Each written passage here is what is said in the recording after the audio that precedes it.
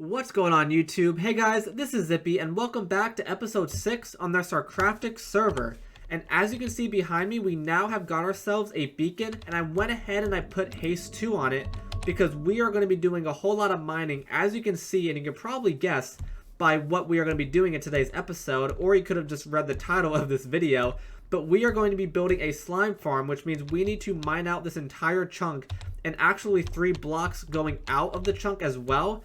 And we have to go all the way down to bedrock, and with haste 2, that is going to make life so much easier. And I actually think I'm going to make this a third-person time-lapse of me mining all these blocks out, going all the way down to bedrock.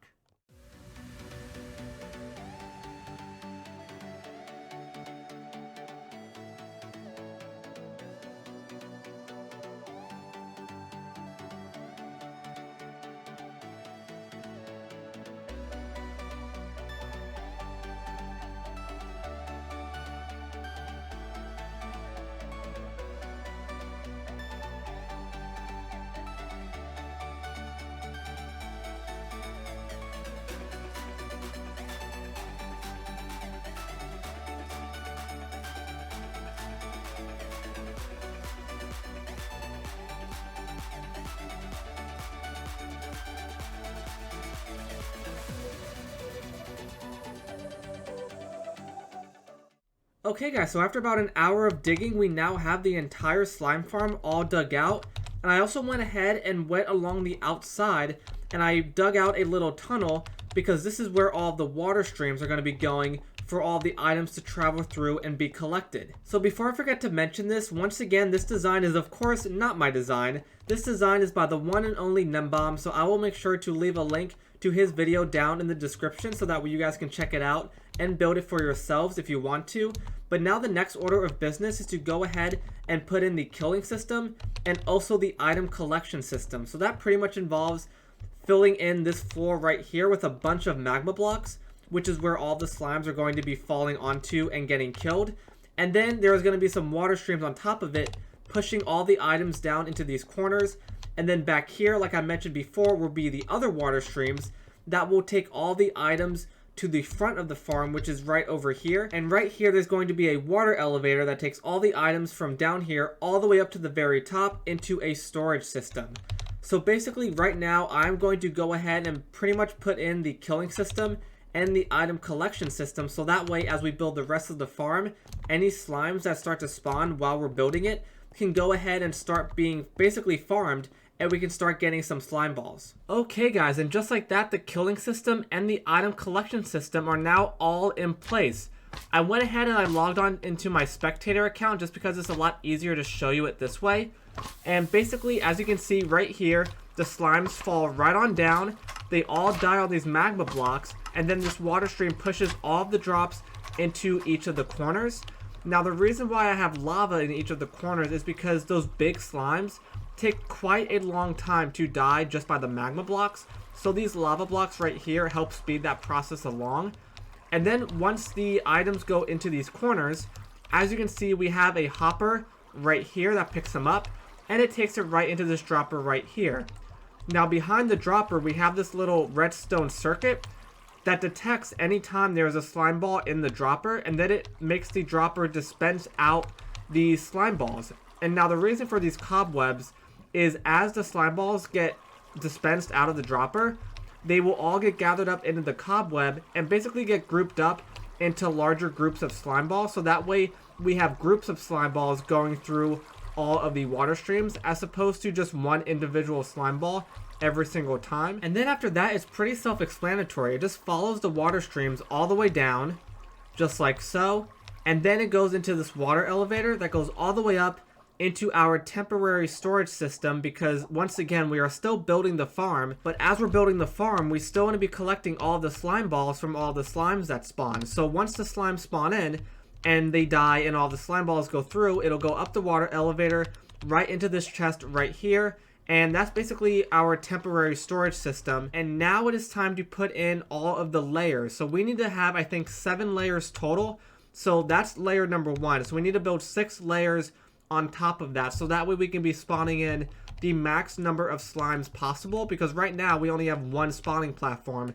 So we want to times that by 7, so that way we have 7 spawning platforms for as many slimes as possible. So that is the next step that I now have to take care of, so I will come back once all of that is complete. Okay guys, so here are all the layers now in place, which means this slime farm is now officially completed. All that's left to do now is create the storage system, but I went ahead and logged back into my spectator account so that way I can show you guys what all the levels are looking like. So as you see, we have our 7 layers, 1, 2, 3, 4, 5, 6, and 7, and they are all lit up with torches, so that way these don't become huge spawning platforms for other mobs other than slime. So everything is all lit up, so that way only slimes can spawn on them, and this thing is working amazingly. Right now there's no slime spawning because my main account is not logged in, and because I'm in a spectator account I cannot spawn in any mobs. But as you can see, we set up this little storage system in the meantime while we were creating all the platforms, and what I can do is look inside of the chest in spectator mode, and we already have a full double chest of slime balls, and there were actually slime balls just sitting up here overflowing. So this thing is working great. We are getting so many slime. And then I also have to put this string on this top layer, and I forget why. I know it increases the spawn rate of all the slimes, but I forgot the technical reason. So make sure to watch Gnembon's video. Again, I left a link in the description because he explains it a lot better than I can ever explain it to you guys. So that's why the string is there. It's basically to just increase the spawn rates of all of the slimes. So yeah, this is the slime farm all done, and now it is time to expand this storage system because as you can see, this double chest filled up rather quickly, and that was only after an hour. It took me about an hour to put in all the platforms. So we need to build a much bigger storage system to hold all the slime balls that we're going to be getting from this farm. Okay guys, and here we have it. Here is the official storage system for the slime farm. We now have 30 double chests in total, so we have 15 on this side and 15 on this side. And I personally like this little glass area right here because if you so desired, you could just stand right here and watch all the slime balls flow up into the hoppers, which I think is kind of cool. But other than that, there is everything all done. Here is the back of it. It's pretty much just stone. And I also threw around these smooth stone slabs just so it didn't look so plain. And then of course dotted around some torches so that way no mob spawn. But yeah, this is the slime farm all done. Now I do have one more project that I want to take care of now that we have finished building the slime farm. And that is to build a super smelter because we have been dealing with this super tiny 2 furnace system from day 1 now, and we're at the point now where we need to start smelting up materials a whole lot faster than 2 furnaces can handle. So we have already gathered up all the materials, and that is all going to be in this shulker box right here. So here's all the materials that we're going to need, and we are going to make a 46 furnace super smelter. So the other 2 furnaces are obviously right here in case you were wondering why I only had 44. And once again, this farm is going to be designed by Ilmango this time, not Gnembon. So we've got Gnembon doing the slime farm in today's episode, and we have Ilmango doing the super smelter.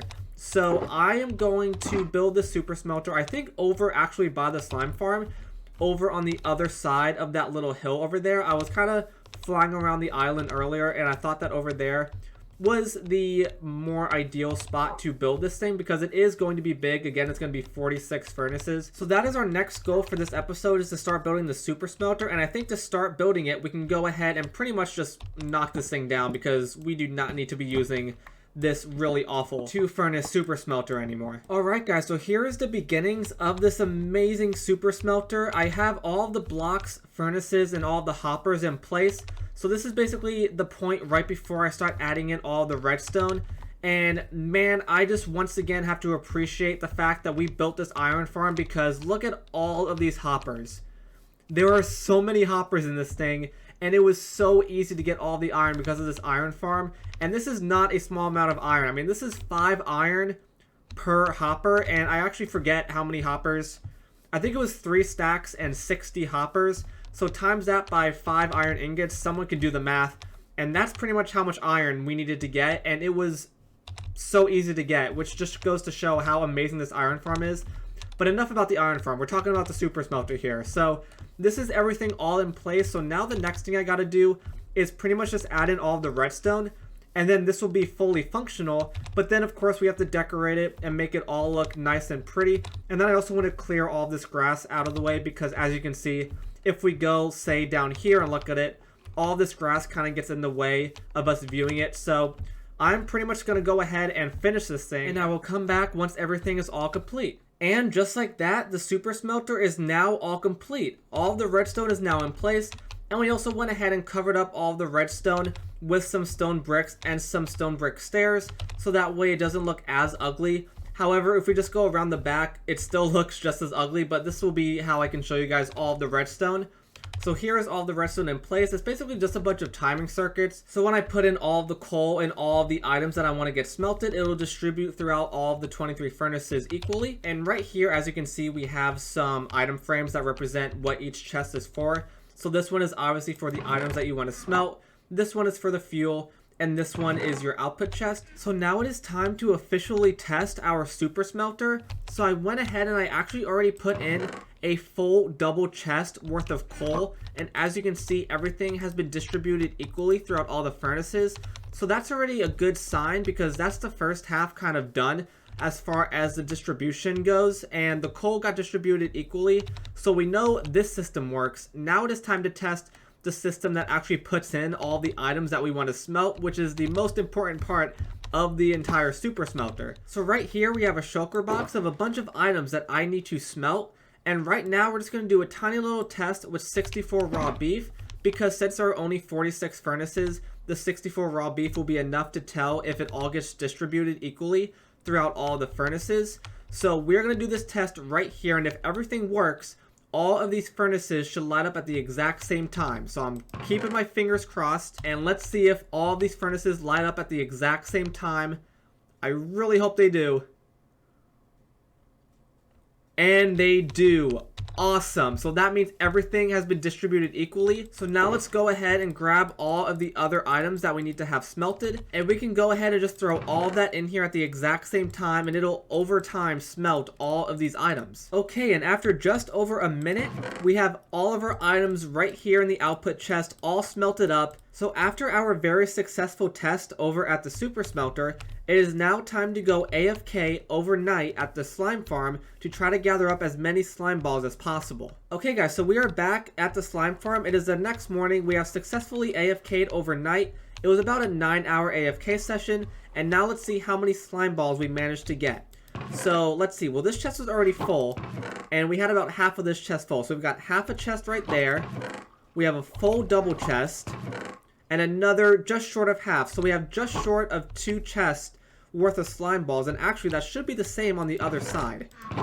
So there's 1, 2, and then this one should be half full. Yep, there we go. So essentially we got 4 double chests worth of slime balls after 9 hours of AFKing, plus all these hoppers should actually be filled up as well with slime balls. So not bad. I'm actually very impressed, and over just a couple nights of AFKing, we should have all 30 double chests all filled up with slime balls. Alright guys, so that is going to do it for this episode, because as of right now, it looks like our time is up. I hope you guys enjoyed this episode. Please leave a like on the video, and if you really loved it, then make sure to subscribe. Thank you guys so much for watching, and as always, this has been Zippy, and I will see you guys next time.